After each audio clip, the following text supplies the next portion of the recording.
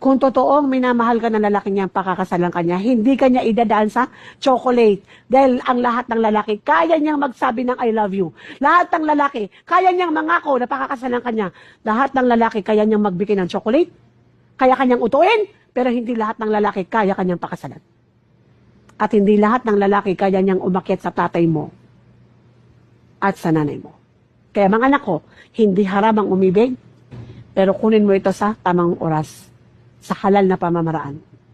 Sa halal na pamamaraan. Sayaw at sa gusto mo na kung mayroon ka magiging asawa, na darating at darating yan. Na huwag mo na siyang hanapin. Hayaan mo siyang mahilong hanapin ka.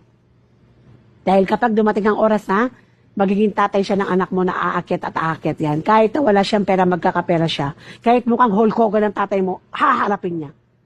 At napakasarap ng pakiramdam na ikakasal kayo. Sabi niya, grabe ka, honey, ha? Muntik mo lang akong tulis-ulis sa ilalim ng dagat, ha? Ang hirap mo mapangasawa.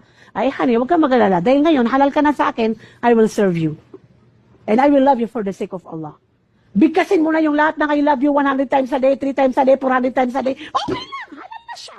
Diba? Hindi yung ngayon mo ginagawa na haram. Right?